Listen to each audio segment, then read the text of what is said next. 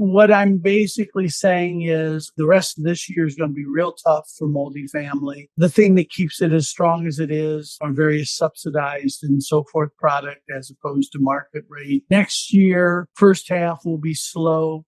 Second half will pick up because the worst of the spurt of supply will be over. I think single family has become difficult to get much beyond about 1.1 million units. And that's because of NIMBYism. Prominent CEOs, leading economists, iconic investors. Insights from the experts. The Walker Webcast with Willy Walker. See who's next.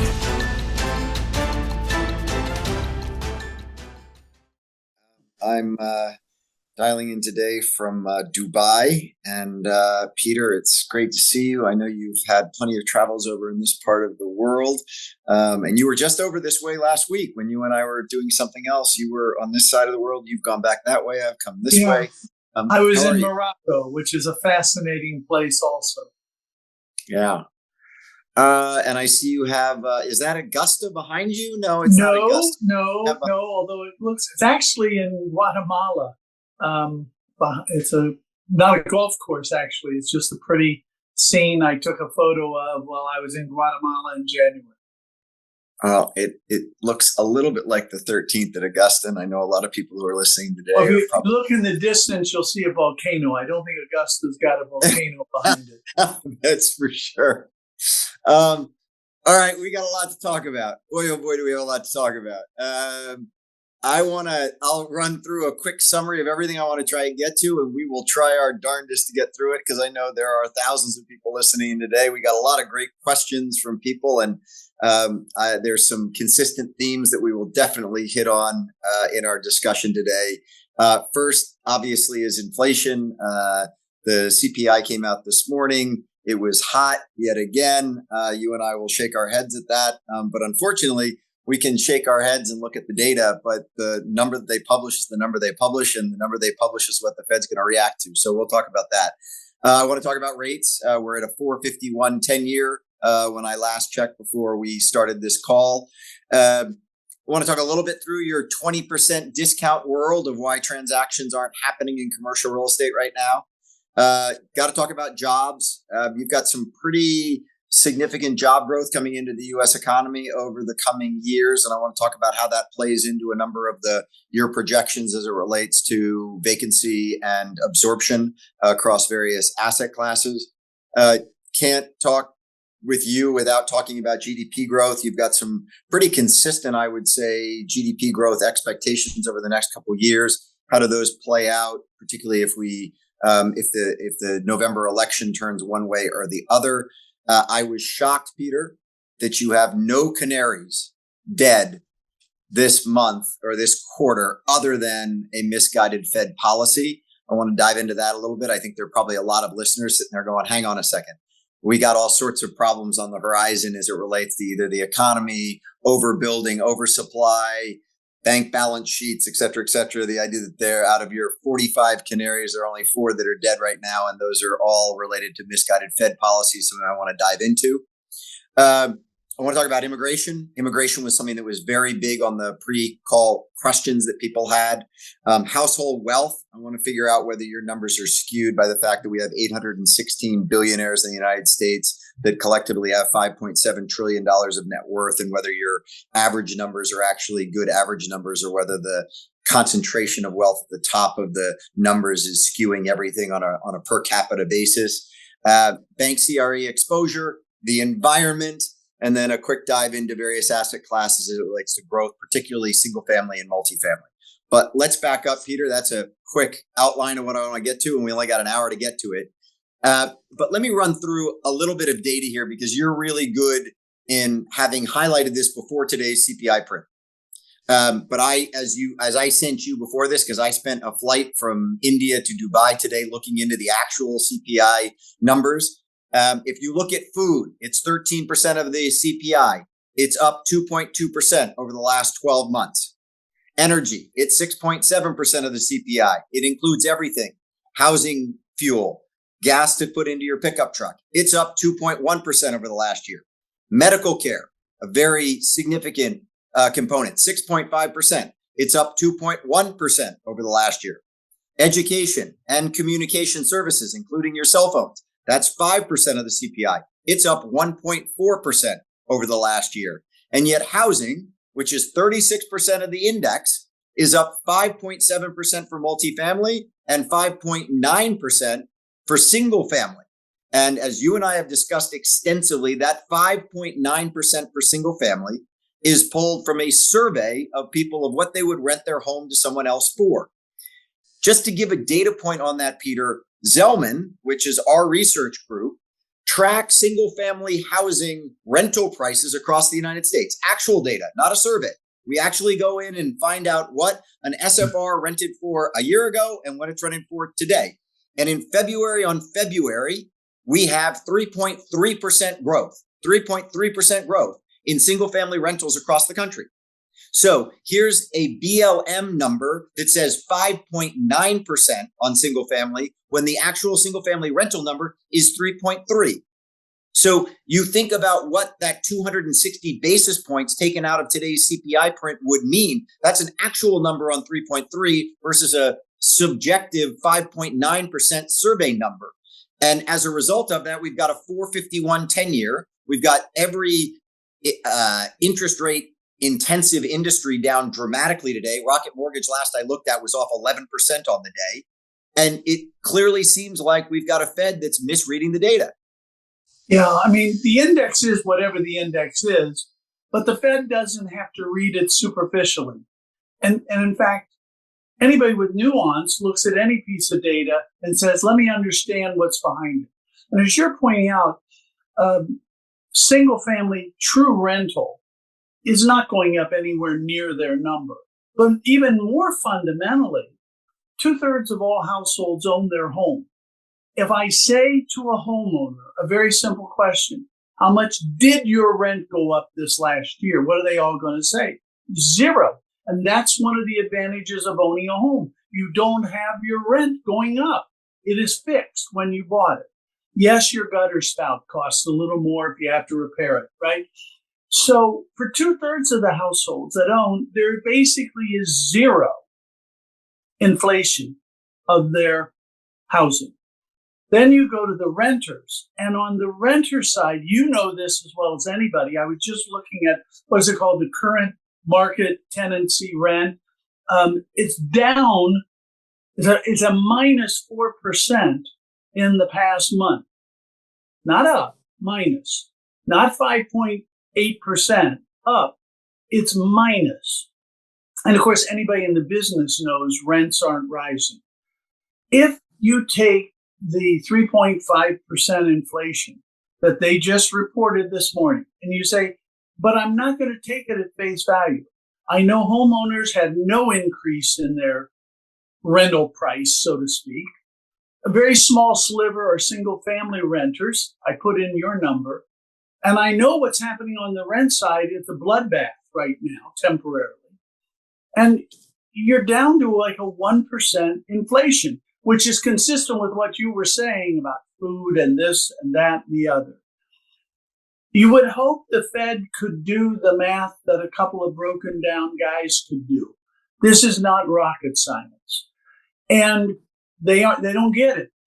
Even more so, you would hope that if they saw essentially 100% of the inflation they identify is coming from one sector, that's not inflation in the economy.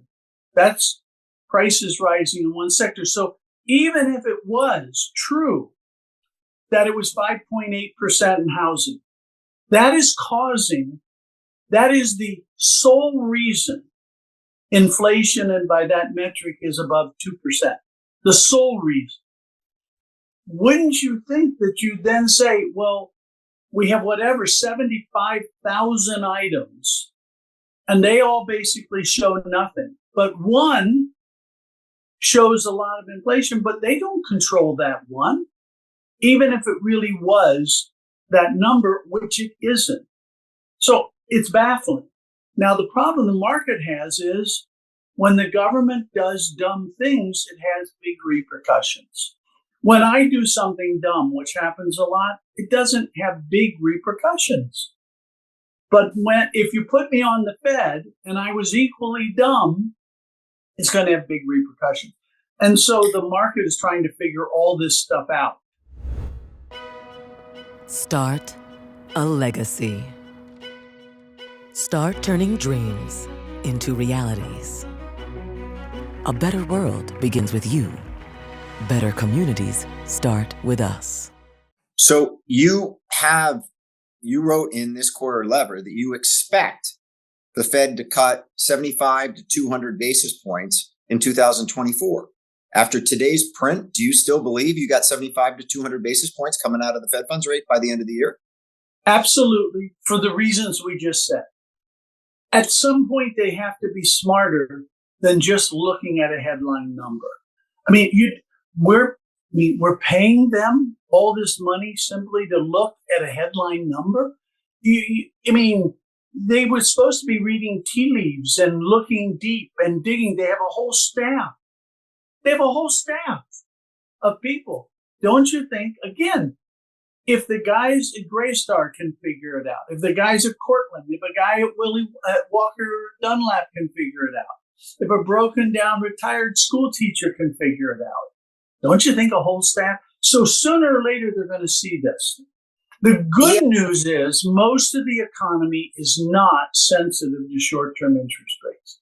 Which is my big concern. But that's my big concern. I sit there and watch them and they say, okay, great. Well, you know what? The economy keeps going along. We keep adding 350,000 jobs. We keep, we see the GDP growth keeps going. The S&P keeps moving up. They sit there and say, okay, there are a couple industries which are very interest rate dependent: housing, autos, commercial real estate. But, and by the way, those are the sectors of the economy that you continue to underline as being the reason our GDP growth is lagging.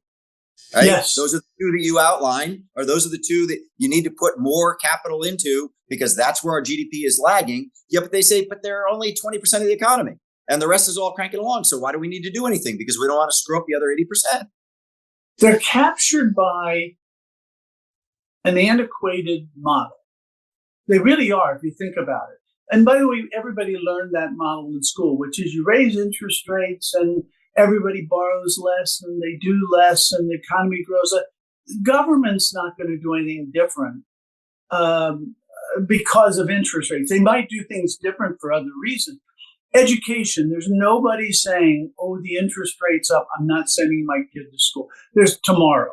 There's nobody saying I'm not going to have my baby tomorrow in the healthcare sector.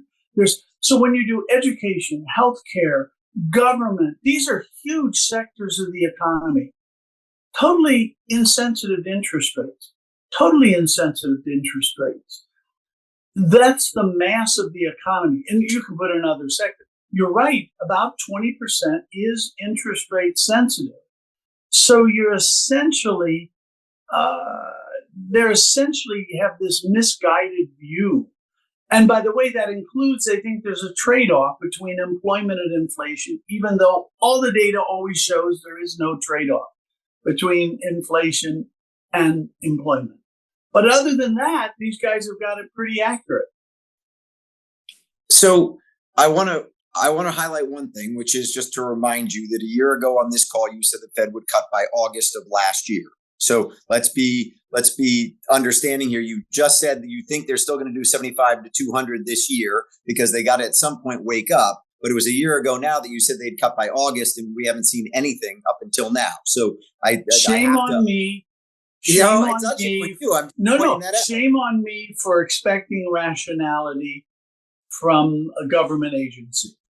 Okay, so let's go into GDP growth for a second, because in your GDP growth, you're sitting there and you're basically saying you got GDP growth of 2.4% in 2024. You got GDP growth of 2.5% every year for 25, 26, 27 up to 28. But you put those numbers out there, Peter, pulling back your employment growth expectations. So a year ago, you had adding 3 million jobs in 2024, and you peeled that back to 2.2 million jobs. And so my question to you is, how can you hold your GDP growth numbers steady, pulling back on the amount of job growth you see in the U.S.?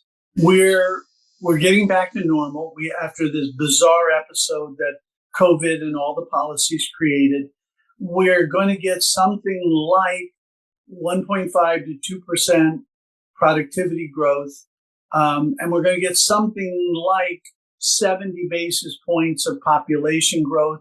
And if immigration continues, could be higher than 70 basis points of population growth. So that's kind of all you're doing is saying over the long term, we have around 1.5% productivity growth, maybe a little higher given some of the things going on, and add to that population.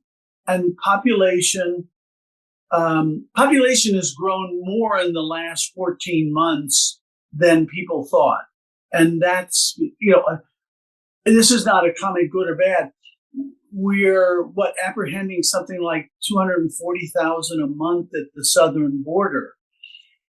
A lot are getting in, a lot. And so the population growth has gone up, and you're seeing it in job growth. That's why job growth is kind of looking stronger than you'd expected from population.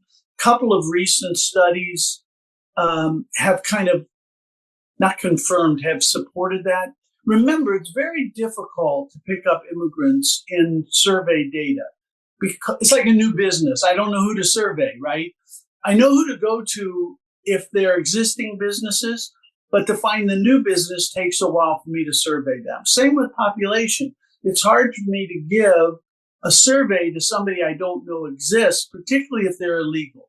It makes it doubly hard. And so the surge at the border clearly has increased illegal immigration. Remember what a lot of this border surge is. It has a lot of reasons. But remember when the pandemic hit and there were no jobs and no work going on here, if you were in Los Angeles area and you're illegal, why would you pay Los Angeles prices rather than go back home to your family where it's a lot cheaper? So a lot of people went back. Now they want to come back to where they had been maybe for 10 years and resume their life because there are jobs again. They got to come back in illegally again. Now, that's not the only source of the surge, right? But some of it is people who had been living here for some time went back home because it was cheaper and there was no job here. Now there are jobs here. They want to come back and they're figuring out a way. So it's a complicated issue. I'm not trying to minimize, but I think we end up around 80 to 90 basis points of population growth and 1.5 to 1.8% productivity growth. And that's how you come up with those numbers. So I guess the final thing on immigration and illegal immigration, where does it show up in the sense of, are we going to get higher occupancy rates in multifamily because there are a lot of people here who need homes that haven't sort of been registered as needing homes? Are we going to get a boost to GDP because there are more people driving economic growth, even though they don't show up in the actual numbers? I mean, where does this sort of... So it's a great question. Some of the illegals show up. For example, if I go to an HR department and I ask how many, which they do with the payroll survey, and I say, how many employees do you have? And they say, well, I've got 52, right? And okay, now 4 of those are, quote, illegals rather than 2. So they show up somewhat in the jobs data, not perfectly, somewhat, up to the sophistication of the firm answering. They clearly show up in demand for apartments. They clearly show up in the demand for groceries. They clearly, which to your point is GDP, right? They show up in the demand for stuff that people do, and it shows up in output. Because one thing we know about immigrants is that they work at much higher rates than do native born. And so they show up everywhere. They show up everywhere in groceries and gasoline and so forth and so on to push GDP. That's one of the great myths about, quote, they take our jobs. and they sit. I always love it. People say immigrants take our jobs and they just collect welfare. Well, make a choice. They can't be doing both of those, right? And the truth is they basically work, but they aren't taking our jobs. They're creating jobs because they're buying potato chips. They're buying shoestrings. They're buying glasses. And that's creating demand for the people who make eyeglasses. That's creating demand for everything across. It's not a fixed pie. It's a growing pie. So go for a moment to employment and unemployment, because your analysis, Peter, has it that your unemployment rate is actually 270 basis points higher than the stated unemployment rate in the United States today. And so you've got right now a calculation of 6.6% unemployment versus the stated 3.5% of pre-pandemic, and we're now at 3.8, I think it is, and the actual number that's out. That's not a minor difference as it relates to consumer sentiment. So one of the things that you track all the time is consumer confidence and consumer sentiment. And one of the things that number peaked at, I think, 132 in 2019, and it's now down at 132, and it's now down at just below 100, right around 100. So the consumer doesn't have the same confidence in the economy today that it had in 2019. And I keep looking at all these data points that talk about average household wealth, average debt burden, et cetera, et cetera. And you look at the actual numbers and you say, consumer ought to be in a better mood today than the consumer was in 2019. But that is not what the read comes out of the consumer confidence survey. And one of the things that I keep thinking about in that is it that there are a bunch of people who are actually unemployed, who we're counting as employed or just aren't showing up in the numbers, and that difference between a 3.8% unemployment rate and a 6.6% unemployment rate, because that is not a small factor. Not a small factor. It's largely people 62 and older who just didn't come back to the labor force. They dropped out and they haven't come back to the labor force. All the other age categories have resumed their pre-pandemic labor force participation rates. The 62 and over have not. And there's a lot of reasons, but they have not. That is the main source, that we had those workers that we don't have now. That gap that you're referring to. The labor, why are people not as happy as they, quote, should be, right? And there are a lot of reasons, but I think one of the simplest is we're still below trend. We're still below trend. And if you can be going 50 miles an hour on an expressway, which is an amazing speed in the context of life, to be able to go 50 miles an hour. But if you believe you should be going 70 miles an hour, it feels you're at a crawl, right? Even though you just got back from India, the notion of going 50 miles an hour is stunning, right? If you're in India, it doesn't happen. And so that's what's happened. GDP is still about 1.5% below trend. Employment still a couple of million below trend. That is to say that, we're at higher levels than pre-pandemic, but we're not going the speed we want to be going. And you get used to growth. And so I think people got used to a degree of growth. Yes, they are better off. So it depends what question you ask, right? If you kind of pose the question, are you better off than pre-pandemic? The generic answer is yes, for more people than not. If you say, are you as much better off as you believe you would have been? And the answer is no, I'm not. And expectations are important in life. Now, do I think people in their head, or I'm not saying they've got a mathematical formula, but they all had expectations of where they would be in 4 years in 2019. They basically, though, are all better off than 19 and yet short of where they thought they would be. Okay? And not every individual. So that if I ask you, are you happy? Well, at one level, yes. And if I ask you, are you unhappy? The answer is yes, I should be even happier. And by the way, I have reason to believe I should be. It's not like a crazy, I should have won the lottery, right? This is just a trend, pre-pandemic trend. So if I had to intellectualize it, and then you throw in all the geopolitical and all this kind of stuff, yeah, it's not so surprising. Yeah.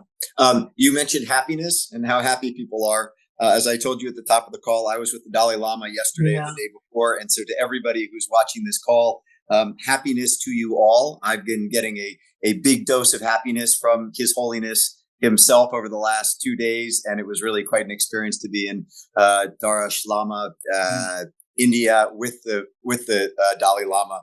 But Peter, let me just, one other thing that I thought was interesting that you pointed out in the letter was to go back 4 years. So 4 years ago this week, 6.1 million Americans filed for unemployment. 6.1 in a week.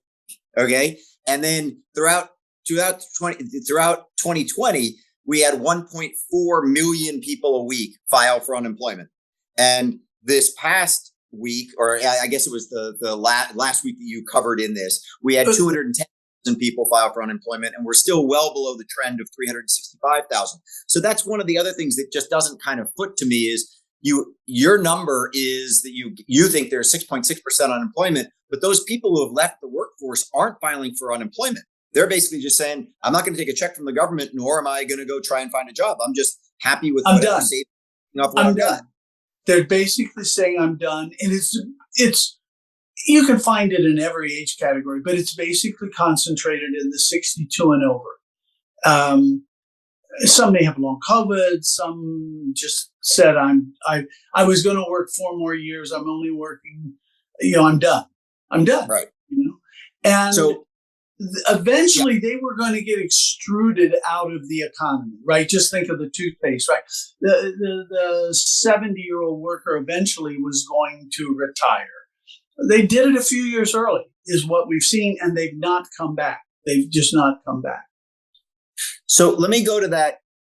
These people who have retired clearly think that they have enough household net worth to be able to live the rest of their lives and have enough money to put food on the table, particularly if they're not filing for unemployment insurance. You have in the Linneman Letter, real household net wealth stood at $154.5 trillion at the end of 2023, a big number. And that is $461,000 per capita, and way, way, way ahead of the long-term average since 1955 on a real basis of $223,000 on a per capita basis. And that all sounds good. And it says, hey, the average person in America on a per capita basis is worth a heck of a lot more money than the trend has ever been. And it's gone up precipitously in the past couple of years. You should say that's all great. But I want to ask you, Peter, I mentioned it a little bit at the beginning. I just went and looked at the 813 billionaires in the United States. And that cohort of 813 people has a net worth of $5.7 trillion. $5.7 trillion in 813 people. So you just pull those 813 people out of the number and you bring down the average on a per capita basis by $14,000. Right. And so my question to you is, should we go and then peel back the top 1% that have an average net worth of $35 million or $33.5 million, and you pull that cohort out, and all of a sudden, as you pull away some of those people at the top, that average number doesn't quite look so good. Are we fooling ourselves by looking at these big numbers on a per capita basis rather than really looking at income disparity and therefore getting fooled that the consumer is doing a little bit better today than they actually are? The Fed puts out a median number every so often. They don't put out the median number every time. That's why you're forced to use the average, by the way. A median would be a more indicative.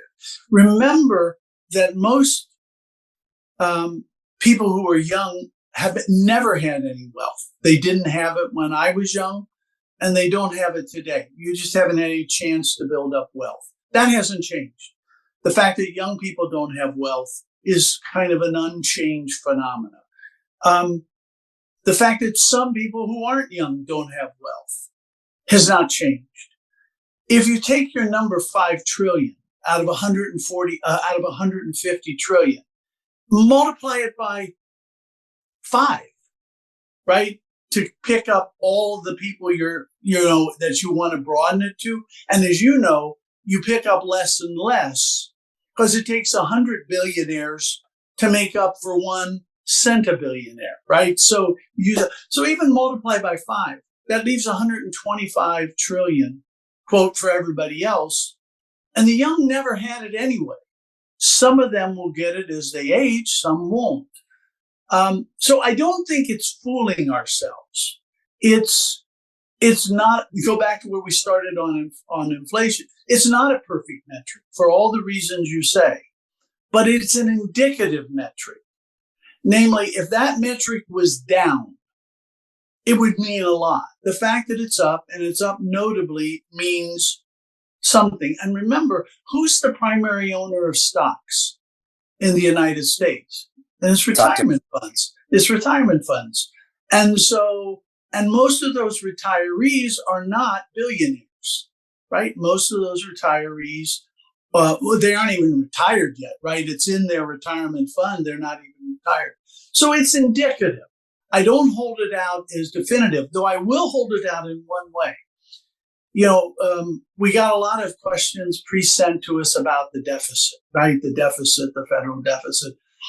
And we've talked about that if you take out the money the federal government owes itself, that's intra-company debt. So one department would pay and another department would receive. So that's a wash. And you net out the Fed, which is effectively a branch of the government, with your federal government, same way. If paid off the debt that the Fed holds, the Fed would then just basically give it back to the Treasury, right? And you have about $18 trillion of federal debt, okay? What did we just say that household wealth is? 150 trillion. 150 trillion. We could take basically 10% of our total wealth and pay off 100% of our debt. And what that doesn't even pick up is who would be the recipient of a lot of that money that got paid off when we paid off our debt? Citizens. So citizens would take the 150. Of that, about 7 trillion would go overseas, right? Gone. And the remaining 11 trillion gets paid to U.S. citizens. And so we go from 150 trillion wealth to 143 trillion wealth, right? If we paid, and so when people say the debt is big, of course it's a big number. Trillions are big numbers. I keep telling people, I don't care how big the deficit is because it's small compared to our capacity, right? It's small compared to our capacity. I just did and that doesn't even count future earning. I hear that. And so when I saw that analysis again, and you're very straightforward in it, and I understand the numbers, but I tried to think about it in another context. I sort of said, okay, the intercompany is, let's just say we're using JP Morgan as the example. And let's just say that the commercial bank has a loan out to the investment bank and they go back and forth. So all the intercompany stuff you talked about in the US government, that all makes perfect sense, right? So that's all just kind of double counting. We're paying ourselves. Got that. But on your 18 trillion, which is with the US taxpayer and foreign entities, okay?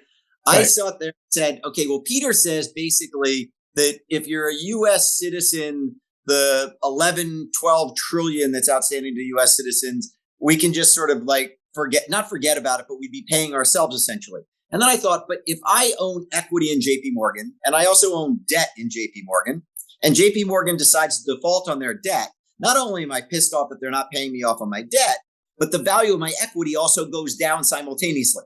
And so, and as I hear you run through those numbers, I sit there and say, yeah, that kind of makes sense, except for the fact that if for whatever reason we were to default on that debt, we will lose our place as the reserve currency, and the value of that 154 will come crashing down. To think of it in kind of a static way of, well, we'll just pay off the 17 and move forward, doesn't, I think, take into account of people's fear that we actually default on the debt, that the cost of our debt goes up to a point where we can't continue to pay it. And so I get the big numbers in the law of averages, but I don't get it in practice if we find ourselves at a point where the debt is run up to a point where it's it's become a major thing for us to be able to service it. But it's not. It's not even close to that number. As I say, we could just decide to take 10% of our wealth and totally retire. Why would that? What's the problem practically with that? It's not an economic issue, right? Because and remember, a lot of that goes to us. It's not an economic issue. It's a political issue.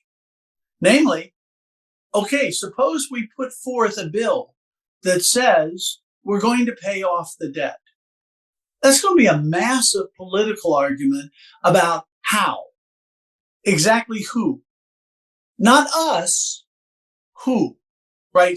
And by the way, I'll start out by saying, Willy, you should pay because you're young and vibrant and a CEO, and I shouldn't pay. I just had a birthday. I'm an old hang on, I'm person. catching you. I just had a birthday last week. I'm catching you, Peter. I'm coming up.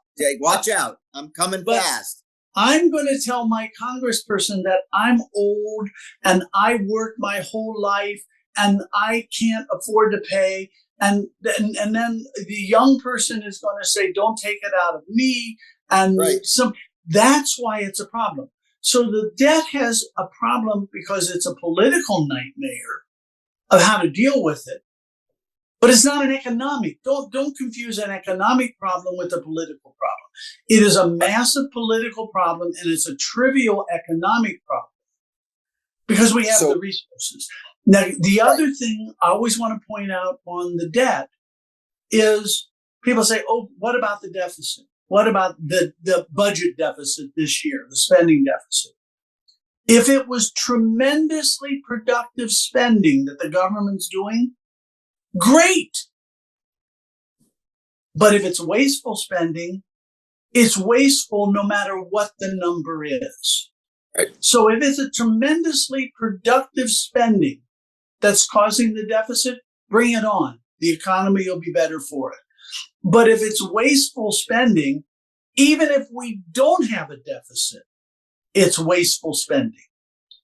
So let's jump to the consumer for a moment, because there's been a lot of concern as it relates to the overall health of the consumer, debt balances, and credit card delinquencies, et cetera, et cetera. So just a couple data points to frame this. The first thing is that total household debt is about 18 trillion, which is just about exactly on top of total household cash holdings. So there's much as cash in homes as there is in debt.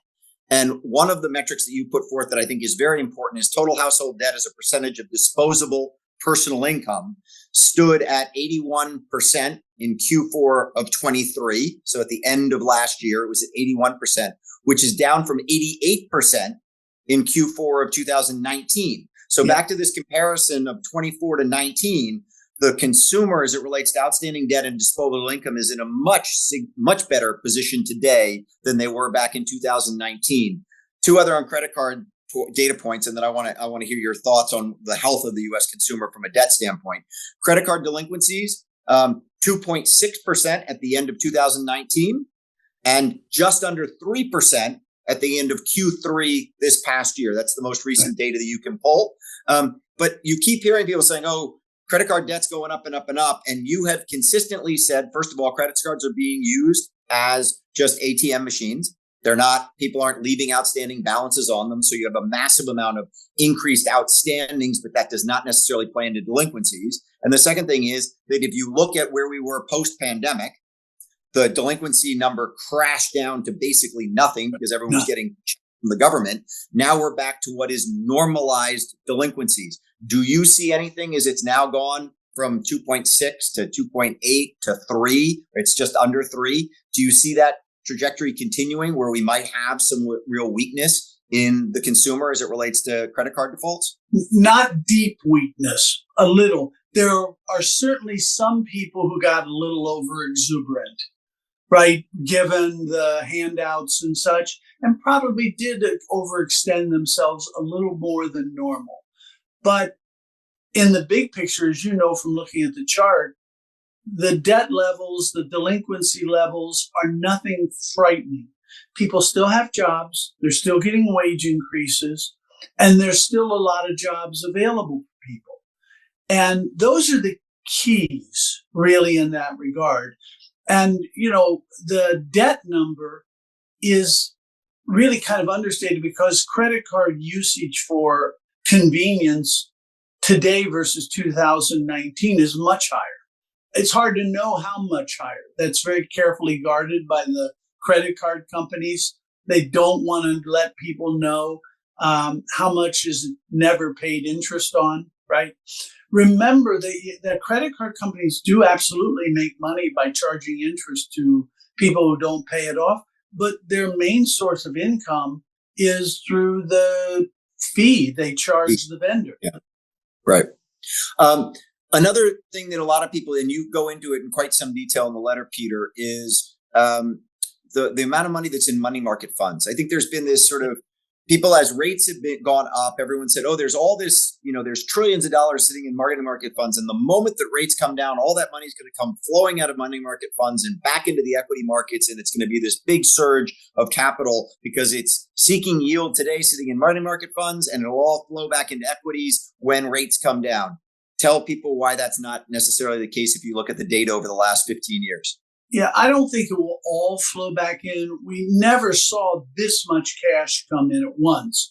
The interesting thing to me is I'm going to oversimplify, which I'm prone to do. We borrowed a lot of money during the pandemic, right? We borrowed a lot of money and we gave a lot of it to citizens and businesses. About 4 out of every $5 we borrowed and gave to citizens, they saved. And they saved in the form of cash. That's one of the reasons we didn't have runaway inflation right away, is they kind of kept the money. So as a result, there's a decent cash cushion that people have not normally had. Now it's slowly adjusting. It's slowly adjusting over time. I don't think they'll all go into the stock market, but it will find a home. Right now, it's pretty simple for people to say, well, I'm collecting 5% or something on my cash account. I don't have to think a lot, and so they're leaving it in cash. They kept it in cash originally when they got it because they were terrified and they didn't know what was coming next. And now they're getting a decent return on it. So I got a day job. I'm not going to worry about that, right? And as things normalize, as the interest rate eventually comes down, as the Fed comes to their senses, some of it will flow and some of it will stay in cash. By the way, some of that money is going into vacations and some of it's going into, so it is trickling out, but trickle is more the word. A lot of money out there still. Yeah, a lot of money. I thought what was interesting was, as you point out, during the GFC, money market funds exploded to $4 trillion. And then when we went to zero rate policy from 10 until whenever you want to put your end on it, 10 till 19 almost. And during that period of time, you only went from 4 trillion down to 3 trillion.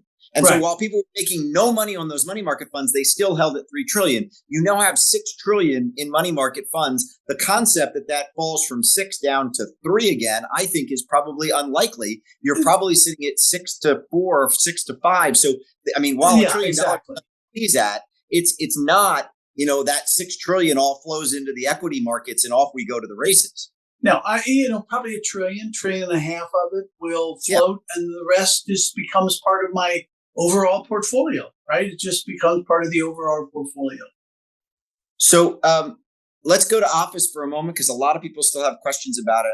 I don't want to dwell on it too much, but clearly you've thought for a while people are going to get back to the office a little bit more quickly and more significantly than they have. You have very good data that talks about the Castle systems tracking data of certain markets that have gotten back over 50%, and in some of the Texas markets into 60%. But at the end of the day, people aren't returning to office.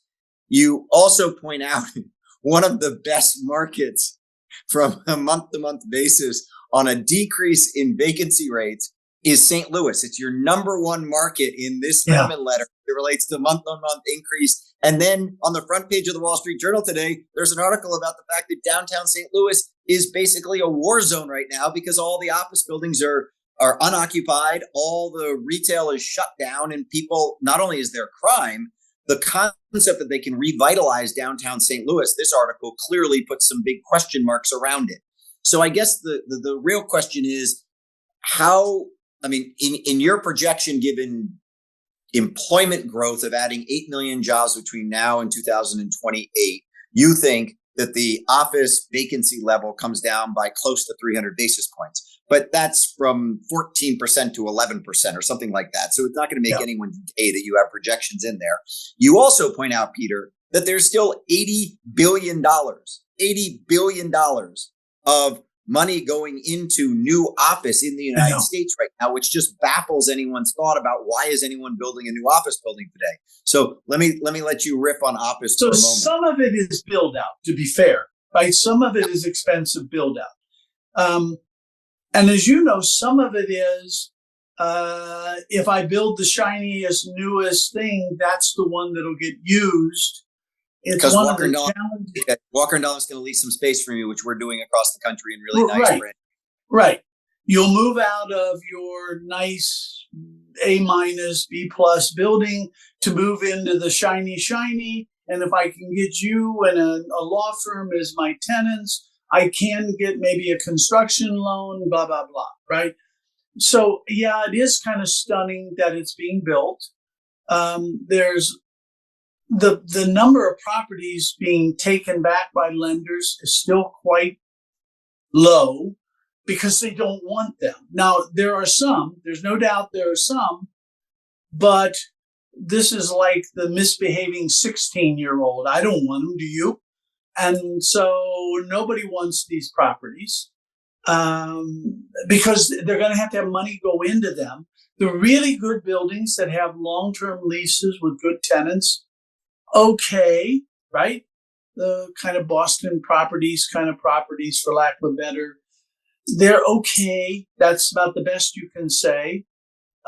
It's hard. And until people decide they really want to work in offices, it's going to stay hard. So I still believe they come back. Interesting, I'd be curious in Dubai, if you could do me a favor. While you're there, ask what the return to office is. I asked this in Casablanca the other day, and the answer is everybody. I'm sure everyone. I mean, it's just, driving here tonight was just incredible, but it's just, the amount of construction and everything else that's going on. But let me double click for a second there, Peter, on the banks, because a lot of the questions that came in before this call were about bank default rates, delinquencies, and when the sort of crisis hits. And you put in the letter some data points that I think people have to keep in mind to understand where we are today and where we were in the GFC, because a lot of people like me sit there and say, oh, crisis in the commercial real estate world looks to me like the GFC. Okay. So right. on banks, charge-off rate of 6 basis points in Q3 of 23, 6 basis points, which compares to 2.8% or 280 basis points in 2009. Okay. Yeah. Quarter to quarter, 2009 to today, 6 basis points versus 280 basis points. So not even close as it relates to charge-offs. And then delinquency rate was 1.07% in Q3 of 23, which compares to 8.9% in Q1 of 2010. So I think a lot of people sit there and say bank balance sheets are really stressed right now, and they got a lot of exposure to CRE and office and all that stuff. But if you just look at the numbers in Q3 of 2023 versus Q3 of 2009 in the midst of the GFC, it's nothing close. So it's not close, and they know the government has their back. If you go back to late 8, early 9, you didn't know if the government had your back or not. You could have an interesting discussion whether you were going to. I think everybody knows that the government's got their back. May not know exactly how the government's got their back. They have a lot of excess reserves. We saw when SVB happened that they weren't going to let depositors lose money, etc. I'm not arguing whether they should or shouldn't. We're just arguing did or didn't. And then you add to it, and I have the numbers in Linneman Letter, people just lose sight of the scale of single family mortgage market versus all of the rest of it, multi, etc. And single family is like 4 times the size of everything else put together as a mortgage market. And also remember that when the single family mortgage market got in trouble, that was the GFC ultimately. The typical down payment, the typical loan to value was like 98, 99%. So any loss just blew right through the equity. And if you look at office, yep, right now there are, let's say office values are down 50% for a number. And let's say they had a 60% loan. Well, the first 40 of loss was absorbed by the equity, right? And that wasn't the case with the single family because of the liar loans and all that stuff. It blew right through the debt right away. It was a massive number. It's not to say there aren't going to be problems. It's that they aren't of the magnitude. It's just impossible to be of the magnitude. Yeah. You, just to size that, there's about $4 trillion of commercial real estate debt outstanding. There's over 13 trillion of single family outstanding. I mentioned a moment ago about office that there's about $80 billion of capital that's in construction of new office today. You put in the Linneman letter that your estimation is that in 2024, there will be between $800 and $900 billion spent on new single family development. And so, it's 10x the number of office that's going into single family development just in 2024. And so the numbers are massively different. And you think about that of a complete halting of any new single family development, which is what happened in the GFC. And you're pulling almost $1 trillion of investment out of the market. Whereas you pull $80 billion of investment in office out of the market, let's just say no one ever built another office building in the United States, it doesn't move the needle as it relates to GDP growth. Right. It's totally different. It's a totally different scale, just totally different scale. So on supply of single family and multifamily, I think you have what I would call reasonably conservative estimates as it relates to new development over the next couple of years. You have essentially single family at 1.1 million new homes in 2024, and then flattening out at 1 million new homes for 25, 26, 27, and 28. And on multifamily, you have 350,000 deliveries in 2024, and you basically leave that 350, you bring it down to 300. And I guess my question to you, Peter, is this. If you get multi stepping down from 650,000 deliveries to, and you mentioned it briefly in the letter, that it's probably more like 250,000 in 2025, given how much it's fallen down as it relates to new shovels in the ground. The concept there is rents move. You think that when rents start to move and get back to significant growth again, that you're going to have new deliveries stay static at 300,000 for the next years? Yeah, the answer is not really, but I can't get that sharp a pencil. I'm just being honest, What I'm basically saying is the rest of this year is going to be real tough for multifamily. The thing that keeps it as strong as it is are various subsidized and so forth product as opposed to market rate. Next year, first half will be slow. Second half will pick up because the worst of the spurt of supply will be over. The worst of the rental adjustment will be over. We'll be more normalizing. We've done some work on that. We'll have that in a future issue. Single family, I think, is a different story. I think single family has become difficult to get much beyond about 1.1 million units. And that's because of NIMBYism. So let's suppose I think everybody agrees there's a shortage of single family homes. And it's as represented by the home prices keep outstripping inflation for over 10 years now, right? And and notably outstripping it. If, let's just say my number's like 3.5 million units, single family short. Let's just assume I'm right. Okay. And we need about 1.1 million just to deal with normal population growth, et cetera. Imagine the home builders showed up and said, we want 4.6 million. We're going to build 4.6 million units in the next 12 months. I don't think communities would allow them. I just don't think they would allow it. I think they might allow them to do 1.3 million, 1.2 million. I think the framework of NIMBYism is very different than we've seen in the past on some of these ups, and it dampens it. And let's say it's a 3 million shortfall. Even if you made it up 300,000 a year for the next, it takes a decade to chew through it. And I just don't think NIMBYs will allow it to be a big catch up. And that means that we're in a kind of permanent position of single family home prices are going to go up notably faster than inflation. But we just don't have enough housing units, and it's something people want. So I think that let's talk for a moment. You have some really good data in the letter as it relates to private REITs and then your CAPM model on REIT valuations. As you know well, Blackstone bought Air Communities on Monday at a 25% premium to their trading stock price. I think the underwritten cap rate on that deal was a 5.9 cap rate.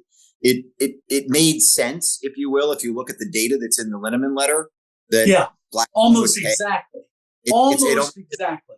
I mean, literally, the numbers you put in the letter are exactly what they underwrote that deal to. I mean, like, bang. So as it relates to public-private discount, as it relates to the cap rate that ought to be used, et cetera, et cetera. And I got a bunch of emails on Monday saying, is this the beginning of the end? Is this where the market starts to turn again? Is this the light that's coming through the clouds? And I think I was going to be coming into this call today if we'd gotten a decent inflation print and we didn't have a 4.51 10-year saying, things are about to really get going. Should we be focused on Monday's deal and that is the beginning of the next, if you will, phase, or does the 4.51 put everything on hold again? Yeah, I think you're going to look back and view that as the beginning of the end, right? That was the beginning of capital coming back to real estate in general and maybe to public companies specifically. Now, obviously, it's going to go private, but to the arbitrage, if you will, that's been there. And it really is there. And it is funny. I did the same math. It almost is exactly where, it's not like my stuff's rocket science, right? I'm a broken down old PhD. It's uncanny how closely the numbers lined up as it relates to where you are on both cap rates as well as the public-private discount. Let's just put it there, which is pretty. Basically, it says the deal works. It says that it was underwritten well. I hope you're right, and I would say this: that the B REIT met all redemptions in February as well as in March, and meeting redemptions and their redemption queue, I do think is a very significant point as it relates to equity capital having flown out of private REITs in such a massive way, and now meeting the redemptions and then turning around and starting to be inflows that will allow for more capital to come into the system. And as you know, I basically view cap rates movements as flow of funds. And the B REIT and the S REIT and so forth, as well as bank lending, you could say it all got triggered by Fed policy. But in previous times, it didn't get triggered by Fed policy. It got triggered by housing and the way we were just talking about in the GFC, et cetera. Anytime money disappears, real estate suffers because it requires a lot of money. And anytime money comes back, it does well. And I will say, though, your Linneman Real Estate Index number for Q4 scares me because it was in my view too good a number in the sense that it's at 150. Okay, so you got 170 in 2009. Okay, and then the LREI drops down to 133 in 2014. Right. So that sort of that brackets it as it relates to the worst to a point where it was really great. And it's been at 150 in 2018 and 2019. Then it moves all over the place because of the pandemic. But in Q4, it was back at 150, 151, I think was the specific number.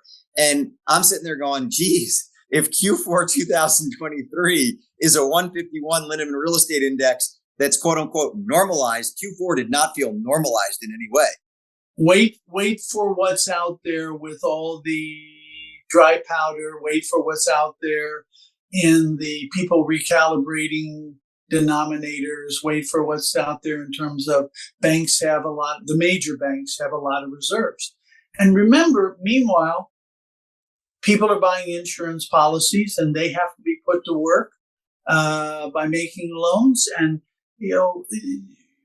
growth occurs, and that growth capital has to be put to use. And real estate is one of the places that will get put to use at. So final point that you spend some time on, and that I just had to get into this call because I've just come from India, and you write extensively about, if you will, the bad deal of the Paris Accords and trying to bring down global temperatures by 2.7 degrees Fahrenheit. And if I recall correctly, you basically say that it will benefit. First of all, you go to a big meta-analysis by a gentleman, what's his name? Toll? Yeah, Toll. Who pulls together 35 reports on the cost of trying to get to the Paris Accord goals. And basically out of all of that, it basically says that the benefit of trying to get to the Paris Accords is about $4 to $5 trillion a year of benefit, and a cost of somewhere between 20 and $25 trillion a year. You say basically on a global economy of $100 trillion, we're going to lose a quarter of our growth. And given the benefits of it, it ain't worth the investment. And I read it and the math made perfect sense to me. But I just spent 4 days in India and I could barely breathe. I landed in Delhi this morning, Peter. It was 102 degrees. I didn't see the sun for 4 days. I literally could not see through the smog layer over India, through the fog, through it. And the pollution index was at 180 today. And I asked someone on the bus taking us into the terminal, how bad does it get? Is this as bad as it ever gets? He goes, oh no, it's 180 today. It can get to 300. I have to tell you, I cannot imagine what it would be like to be in Delhi with 102 degree heat and a pollution index of 300. So I guess my question to you is, the math in your report makes sense that it's going to cost a lot and it might not be worth the trade. And at the same time, I sit there and say, who wants to live in the type of world that 1.2 billion Indians are living in today? And the answer is no one. And the answer to solving it is very simple, and it's economic growth. And I go back. I go to university in 1969 in Northern Ohio. And the headline for a week, basically as I arrive on campus, is the Cuyahoga River in Cleveland is burning. Really burned. And by the way, if you'd gone to Los Angeles in 1969, the headline or Johnny Carson's quips were the smog. You don't hear the smog. You don't hear Cuyahoga River burning. They catch fish apparently and eat them out of the Cuyahoga now. And why? And that's because we grew and we got richer. And because no one wants to live, you said it, no one wants to live like that. And getting rich enough so that we can deal with those problems rather than just feeding ourselves and clothing ourselves. And so we should be trying, my view, we should be trying to get the rest of the world as rich, quote, as possible, as quickly as possible, because they don't want to live like that. They would like to have cleaner converters. They would like to have all the things that we've done as we got richer. So it's very myopic to think that you or me using an EV is going to solve the problem. The problem is where you saw it. And the solution is they need to get richer so that they have the money to do more than just feed their children and send their children to school. Given the choice of feeding your children, getting your children in school, or cleaning the smog, what do you think most people in most places in history choose? Once I can comfortably feed my children, once I can comfortably get them shoes, once I can comfortably get them educated, okay, things like smog and warming and such, they're not luxuries. They are luxuries compared to, I just got to survive. I want clean water, for example. Given the choice of clean water, or which I can die from non-clean water, right? We just have to be realistic that us using a Tesla is going to have any mathematical effect on, maybe a great car, that's a different discussion, but it's not going to have any effect that anybody will identify. By the way, by the models, not my models, by the models of the people who are proposing it, it's like 1/10 of 100th degree. Doesn't mean don't do it. Do it if it makes sense. But where's the real issue? It's where you just came from, places like that. And the answer, unfortunately, is obvious and difficult, like many things in life. Get them rich enough that they don't worry about their children eating or going to school or being housed. And once that happens, the other will come. It's come everywhere. It's come everywhere in history. And as I say, don't. I remember 1969, the smog and the Cuyahoga River burning. And we got a lot richer, and we put a lot of that money towards solving those. Clean, safe nuclear energy. Get out of burning all that coal. Yes. Wow. Peter, thank you. You're still holding firm on 75 to 200 basis points of cuts this year. Yes. All right. And I'm still holding firm that someone will win the election. Yeah, I didn't get to that today. We'll get to that next time. By the way, I get a lot of people asking me my prediction about the election, and my prediction is somebody will win, and no matter who it is, a whole lot of people are going to be unhappy. I feel comfortable in that prediction. Would you say that one is better for commercial real estate than the other? Not notably. Not notably. We will leave it there. Peter, great to see you. Look forward to seeing you soon. In 2 weeks. I look forward to seeing you live in 2 weeks. Very much looking forward to it. See you soon. Be good. Bye-bye.